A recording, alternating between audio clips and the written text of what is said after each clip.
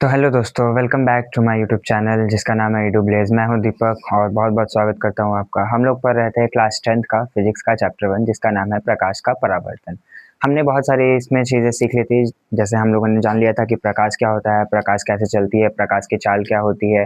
फिर हमने वस्तुओं के बारे में पढ़ा था, प्रदीप्त वस्तु क्या होता है, अप्रदीप्त वस्तु क्या होता है। अगर आप लोगों ने वो वीडियो नहीं देखा है तो आप लोग कमेंट में देख सकते हैं, मैं लिंक भेज दूंगा। वहाँ पे जाकर के पहले आप वो वीडियो देखिए, तभी आपको ये समझ में आएगी और तभी आपके लिए अच्छा भी रहेगा। तो ठीक है, हम लोग टाइम वेस्ट ना करते हुए अपनी वीडियो को स्टार्ट करते हैं जिसका नाम है प्रकाश का परावर्तन। हम लोग पढ़ रहे हैं और हम लोग आगे इसमें शुरू करने वाले हैं। तो आज हम लोग पढ़ेंगे किरण के बारे में। तो किरण किसे कहते हैं? तो प्रकाश का किरण समझने के लिए हम लोग को ये जानना जरूरी होगा कि प्रकाश चलती कैसे है। तो हम पिछले वीडियो में बता चुके हैं कि प्रकाश सीधी रेखा में चलती है और प्रकाश को चलने के लिए किसी माध्यम की ज़रूरत नहीं पड़ती है।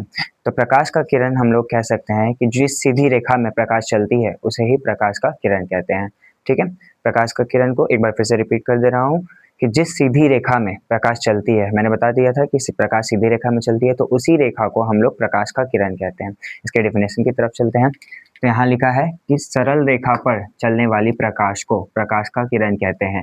इसे हम लोग तीर चिन्ह द्वारा दिखाते हैं। अगर प्रकाश का किरण को दिखाना हो कॉपी में तो हम लोग इसे तीर चिन्ह बना के दिखा सकते हैं कि इसे प्रकाश का किरण कहते हैं। उसके बाद हमारा दूसरा पॉइंट जिसे कहते हैं किरण पुंज। अब ये एक प्रकाश का किरण है। तो अगर हम लोग कोई भी चीज़ लाइट ऑन करते हैं तो उसमें से जो प्रकाश निकलती है, तो क्या एक किरण निकलती है? ऐसा तो नहीं है। तो बहुत सारी किरण निकलती है। तो बहुत सारी किरण अगर एक जगह मिल जाए तो उसको हम लोग क्या कहेंगे?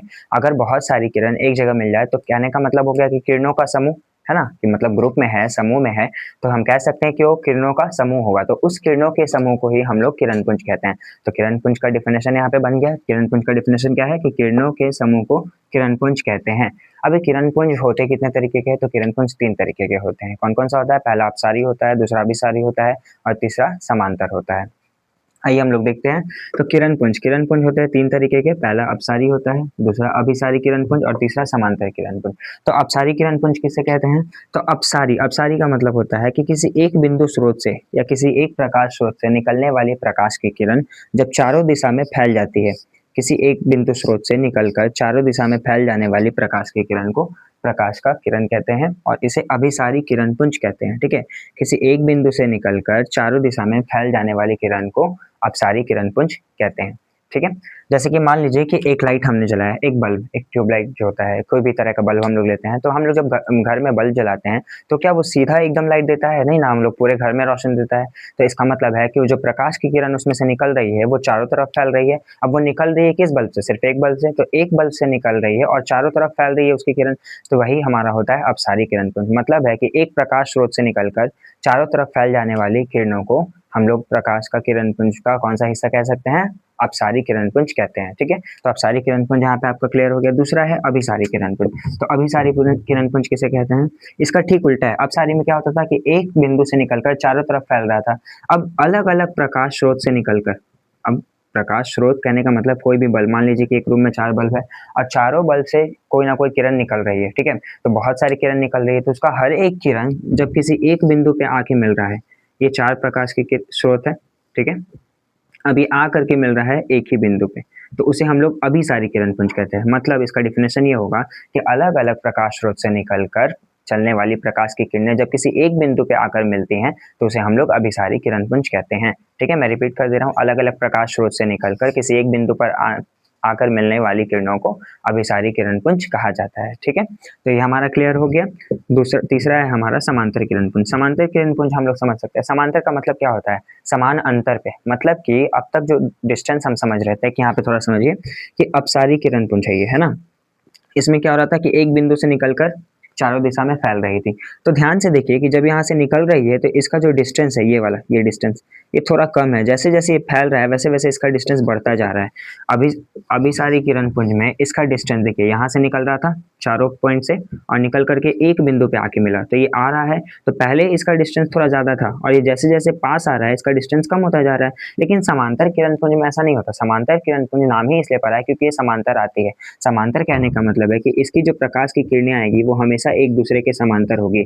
जहां से निकल रही है वहां की भी इसकी दूरी आपस की समान होगी और ये जहां जा रही है वहां की भी इसकी दूरी आपस की समान होगी। तो इसका डिफिनेशन हम लोग लिख सकते हैं कि समांतर चलने वाली प्रकाश की किरणों को हम लोग समांतर किरण पुंज कहते हैं। ठीक है, अभी तक ये तीनों आपको समझ में आ गया। एक बार मैं फिर से रिपीट कर दे रहा हूँ। सबसे पहला है किरण। तो किरण किसे कहते हैं? तो सरल रेखा पर चलने वाले प्रकाश को प्रकाश का किरण कहते हैं। इसे हम लोग तीर चिन्ह द्वारा दिखाते हैं। दूसरा है किरण पुंज। किरण पुंज किसे कहते हैं? तो किरणों के समूह को किरण पुंज कहा जाता है। जब बहुत सारी किरण एक जगह पर मिल जाती हैं तो उसे हम लोग कहते हैं कि वो किरण पुंज है। ठीक है, अभी किरण पुंज होती कितने तरीके की है? किरण पुंज 3 तरीके की होती है। पहला है अपसारी किरण पुंज। अपसारी किरण पुंज किसे कहते हैं? किसी एक बिंदु से निकलकर चारों तरफ फैल जाने वाले प्रकाश की किरणों को अपसारी किरण पुंज कहते हैं। दूसरा है अभिसारी किरण पुंज। अभिसारी किरण पुंज किसे कहते हैं? अलग अलग प्रकाश स्रोत से निकलकर किसी एक बिंदु पे आकर मिलने वाली प्रकाश की किरणों को हम लोग अभिसारी किरण पुंज कहते हैं। तीसरा है समांतर किरण पुंज। समांतर किरण पुंज किसे कहते हैं? तो समांतर किरण पुंज वैसे किरण पुंज को कहते हैं जिसकी आपस की दूरी सदैव समान हो।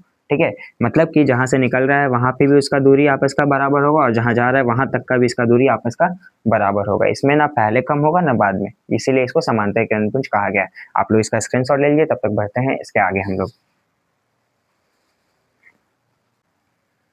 तो आप लोगों ने स्क्रीनशॉट ले लिया होगा, अब बढ़ते आगे की तरफ। तो हम लोग देखे थे सबसे पहले वीडियो में कि प्रकाश के स्रोत के आधार पे हमने वस्तुओं को 2 भागों में बांटा था, जिसमें पहला था प्रदीप्त वस्तु और दूसरा था अप्रदीप्त वस्तु। अब आगे बढ़ेंगे तो इसमें वस्तुओं को 3 भागों में बांटा गया है। जो पहला है पारदर्शी पदार्थ, दूसरा है अपारदर्शी पदार्थ और तीसरा होता है पारभासी पदार्थ। तो एक एक करके समझते हैं इसको। सबसे पहले आता है पारदर्शी पदार्थ क्या होता है। तो पारदर्शी का मतलब होता है, इंग्लिश में इसको बोलते हैं ट्रांसपेरेंट। मतलब होता है कि आर पार दिखने वाला, वैसा वस्तु जिसके आर पार हम लोगों को पूरी तरह से साफ साफ दिखाई दे, वैसे वस्तु को हम लोग पारदर्शी पदार्थ कहते हैं। ठीक है, तो पारदर्शी पदार्थ किसे कहते हैं? तो वैसा पदार्थ जिसके आर पार आसानी से देखा जाए उसे पारदर्शी पदार्थ कहते हैं, या वैसा पदार्थ जिसके आसपास प्रकाश की किरणें, या फिर वैसा पदार्थ जिसके आर पार प्रकाश की किरणें आसानी से आ जा सके उसे हम लोग पारदर्शी पदार्थ कहते हैं।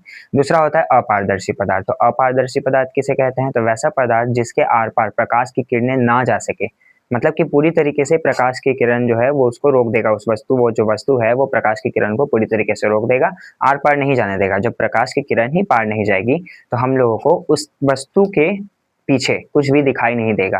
जैसे कि हम लोग मान लेते हैं कि एक दीवार पे अगर हम लोग टॉर्च जलाते हैं तो क्या हम लोग को पीछे दिखती है? कुछ भी नहीं दिखती है। क्यों? क्योंकि वो जो दीवार है वो अपारदर्शी पदार्थ आता है। क्यों? क्योंकि प्रकाश की किरणें उस पार नहीं जा पा रही है। तो जब प्रकाश की किरणें ही पार नहीं जा पाएंगी तो हम लोग उसके पार भी देख नहीं सकते हैं। लेकिन पारदर्शी पदार्थ में हम लोग जब किसी टॉर्च को जलाएं या बिना टॉर्च जलाए भी देखते हैं तो किसी भी प्रकाश की किरण, जो भी प्रकाश की किरण वहां आ रही है जिसकी सहायता से हम लोग देख पा रहे हैं, वो उस पदार्थ के पार जा रही है। जब पदार्थ के पार जा रही है इसीलिए हम लोग उसके आर पार भी देख ले रहे हैं, इसीलिए हम लोग उसे कहते हैं पारदर्शी पदार्थ। तो पारदर्शी पदार्थ क्या क्या हो सकता है उसका कुछ एग्जाम्पल ले लेते हैं। तो पारदर्शी पदार्थ में आ जाएगा सबसे पहला हमारा जो होगा वो होगा कांच। कांच के आर पार हम लोग आसानी से देख सकते हैं। दूसरा पारदर्शी पदार्थ क्या हो सकता है? दूसरा पारदर्शी पदार्थ होता है हमारा पानी। पानी के आर पार भी तो देखते हैं, पानी का कोई कलर थोड़ी ना है। ठीक है, अपारदर्शी पदार्थ का कोई एग्जांपल ले सकते हैं। तो अपारदर्शी में हम लोगों ने अभी समझा कि जिसके आर पार प्रकाश न जा सके। ठीक है, मतलब जिसके आर पार हम लोग नहीं देख सकते। तो वैसा क्या हो जाएगा एग्जाम्पल? जैसे लकड़ी, लकड़ी के आर पार हम लोग नहीं देख सकते हैं, है ना। दूसरा है दीवार, दीवार के आर पार भी नहीं देख सकते हैं। टेबल, कुर्सी, आप लोग कुछ भी लिख सकते हैं, ये तो बहुत सारे इजी है। अब तीसरा आता है पारभासी। पारभासी क्या होता है अब? ठीक है, तो हम लोगों ने पारदर्शी समझ लिया, जिसके आर पार प्रकाश की किरणें आसानी से जा सके उसे पारदर्शी पदार्थ कहते हैं। अपारदर्शी हम लोगों ने समझ लिया, जिसके आर पार प्रकाश की किरणें ना जा सके उसे अपारदर्शी पदार्थ कहते हैं। तो पारदर्शी में क्या हो रहा था कि प्रकाश की किरणें आसानी से आर पार जा रही थी, अपारदर्शी में प्रकाश की किरणें जा ही नहीं रही थी। लेकिन पारभासी पदार्थ किसे कहते हैं? तो पारभासी पदार्थ कह सकते हैं हम लोग कि वैसा पदार्थ जिसमें प्रकाश की किरणें पूरी तरह तो नहीं लेकिन कुछ किरणें आ जा सकती हैं। ठीक है, मतलब इसका डिफिनेशन बनेगा कि वैसा पदार्थ जिसके आर पार प्रकाश की कुछ ही किरणें आ जा सके, वैसे पदार्थ को पारभासी पदार्थ कहते हैं। इसका एग्जाम्पल हम लोग ले सकते हैं, इसका एग्जाम्पल में हम लोग ले सकते हैं शहद। शहद के आर पार प्रकाश की पूरी किरणें नहीं जाती लेकिन कुछ किरणें जाती है, इस वजह से शहद के आर पार हम लोगों को दिखाई देती है, लेकिन पारदर्शी पदार्थ की तरह पूरी तरह साफ दिखाई नहीं देती, धुंधली दिखाई देती है। तो पारभासी पदार्थ में हम लोगों को जो चीज दिखता है आर पार वो धुंधली दिखाई देती है, सीधी नहीं दिखाई देती। इसका और एग्जाम्पल लेते हैं, जैसे कि तेल लगा कागज। तेल लगा कागज, तेल लगा कागज के आर पार भी हम लोग देख सकते हैं लेकिन साफ से नहीं देख पाते हैं, धुंधला दिखाई देता है ना। तीसरा हो सकता है घिसा हुआ कांच। घिसा हुआ कांच, ठीक है। आप लोगों को तीनों समझ में आ गया होगा, एक बार रिपीट करते हैं। तो वस्तु 3 प्रकार की होती है। पहला होती है पारदर्शी, दूसरा होती है अपारदर्शी, तीसरा पारभासी। तो पारदर्शी किसे हम लोगों ने सीखा, तो वैसा पदार्थ जिसके आर पार प्रकाश की किरणें आसानी से जा सके, पारदर्शी आएगा। और वैसा पदार्थ जिसके आर पार प्रकाश की किरणें ना जा सके, वो अपारदर्शी आएगा। और वैसा पदार्थ जिसके आर पार प्रकाश की किरणें पूरी तरह नहीं, लेकिन कुछ केवल केवल कुछ ही किरणें आर पार जा सके, वैसे पदार्थ को पारभासी पदार्थ कहते हैं। ठीक है, आप लोग इसको जल्दी से स्क्रीनशॉट ले लीजिए, तब बढ़ते हैं आगे की तरफ। तो आगे हम लोग सीखेंगे प्रकाश का परावर्तन किसे कहते हैं। तो प्रकाश का परावर्तन जानने से पहले हम लोग को जानना होगा कि परावर्तन किसे कहते हैं। ठीक है, तो परावर्तन का मतलब होता है कि जब कहीं से कोई चीज आ रही है, आकर के किसी सतह से टकराई और टकरा के वापस लौट गई। ठीक है, तो यही टकरा के वापस लौटने की क्रिया को परावर्तन कहते हैं। अब प्रकाश का परावर्तन किसे कहते हैं, तो जब किसी प्रकाश स्रोत से निकल कर आने वाली प्रकाश की किरण किसी सतह से आके टकराती है, टकरा करके वापस लौट जाती है, इसे ही प्रकाश का परावर्तन कहते हैं। इसका डिफिनेशन आप लोग लिख लीजिएगा कि किसी प्रकाश स्रोत से निकलकर आने वाली प्रकाश की किरण किसी सतह से टकराकर वापस लौट जाती है, उसे ही हम लोग प्रकाश का परावर्तन कहते हैं। ठीक है, इसको हम लोग एक फिगर से देख सकते हैं। मान लीजिए कि ये कोई दर्पण है, जिसे हम लोग कह सकते हैं समतल दर्पण। ये है समतल दर्पण। ठीक है, अब ये कोई प्रकाश की किरण आ रही है, कोई प्रकाश की किरण आ रही है, तो इसे हम लोग बोलेंगे आपतित किरण। इसे हम लोग बोलते हैं आपतित किरण। अब ये जिस बिंदु पे देखो, ये जो दर्पण है इस पे तो बहुत सारे बिंदु हो गए, लेकिन ये प्रकाश की किरण जो आ रही है आकर के जिस बिंदु पे टकराएगी, उस बिंदु को हम लोग कहेंगे आपतन बिंदु। कहेंगे आपतन बिंदु। अब ये जहाँ पे आपतन बिंदु है, वहीं से हम लोग एक लंब खींचेंगे। लंब का मतलब होता है परपेंडिकुलर, जो कि 90 डिग्री का बनता है, आप सभी को पता होगा। तो ये अभिलंब को हम लोग क्या कहते हैं, इस लंब को हम लोग कहते हैं अभिलंब। ठीक है, इसे कहेंगे अभिलंब। तो अभिलंब किसे कहेंगे, तो आपतन बिंदु से खींचा गया लंब को हम लोग अभिलंब कहते हैं। ठीक है, अब ये प्रकाश की किरण आ रही थी, आकर के इस दर्पण पे टकराई और टकरा के क्या होगी, वापस लौट जाएगी। तो ये वापस लौट जा रही है, तो वापस लौट जा रही किरण को हम लोग कहते हैं परावर्तित किरण।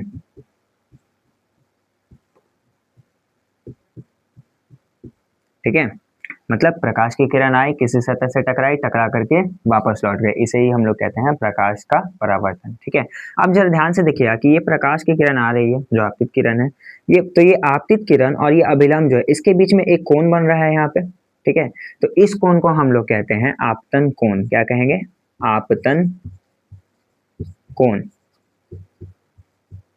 ठीक है, और इसे हम लोग साइन आई के द्वारा दिखाते हैं, स्मॉल आई के द्वारा। ठीक है, इसे हम लोग स्मॉल आई के द्वारा दिखाते हैं आपतन कोण को। अब आप लोग देखिएगा कि अभिलंब और परावर्तित किरण से भी तो एक कोण बन रहा है, ये वाला कोण, तो इसे हम लोग कहते हैं परावर्तन कोण।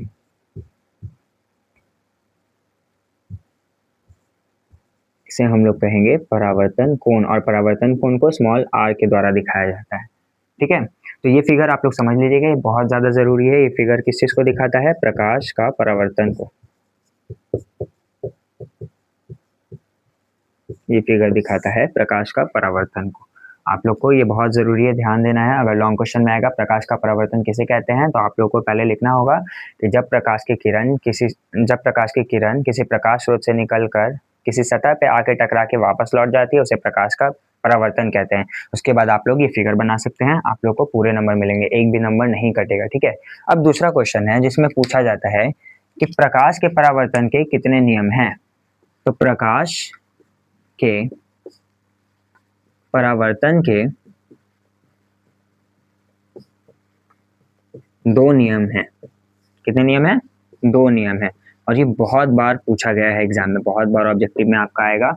और एकदम सीधा सा सवाल है कि प्रकाश का परावर्तन का कितना नियम होता है, तो प्रकाश का परावर्तन का 2 नियम होता है। कौन कौन सा 2 नियम होता है, तो पहला नियम में हमारा आएगा आपतित किरण। ये रहा आपतित किरण, जो ये आ रहा है, तो हम लोग यहाँ लिखेंगे आपतित किरण।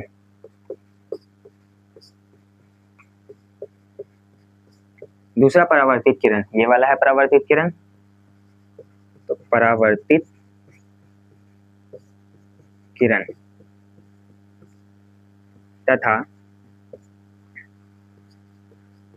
आपतन बिंदु से खींचा गया अभिलंब, मतलब ये आपतन बिंदु से ही ना खींचा गया है लंब, तो इसे कहते हैं आपतन बिंदु से खींचा गया अभिलंब। देखो आपतित किरण हो गया, परावर्तित किरण, ये वाला परावर्तित किरण, तथा आपतन बिंदु से खींचा गया अभिलंब, आपतन बिंदु से खींचा गया अभिलंब, तीनों एक ही तल में होंगे।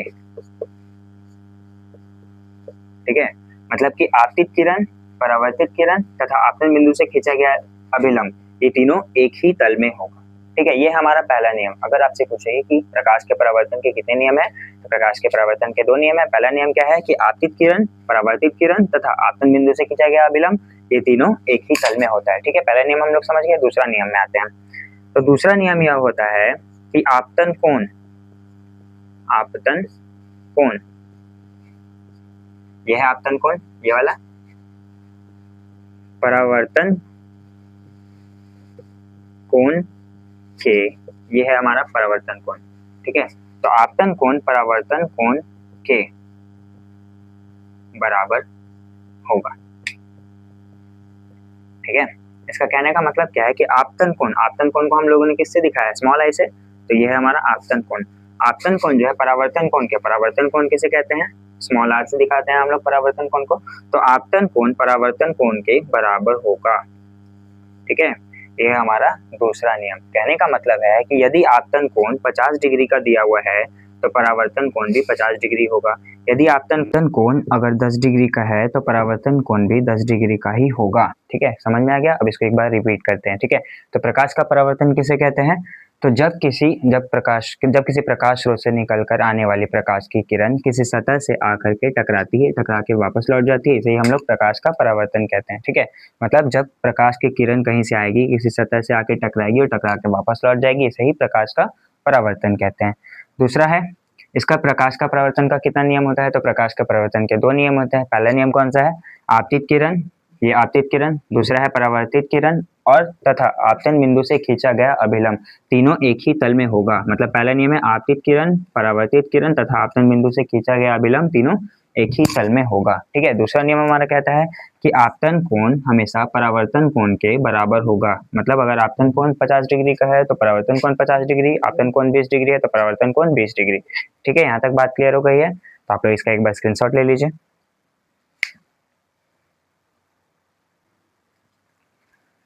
तो अब हम लोग आगे की तरफ बढ़ते हैं। अब हम लोग को पढ़ना है कि समतल दर्पण पर लंबवत पड़ने वाली प्रकाश की किरण। तो लंबवत का क्या मतलब है, पहले हम लोग देख लेते हैं।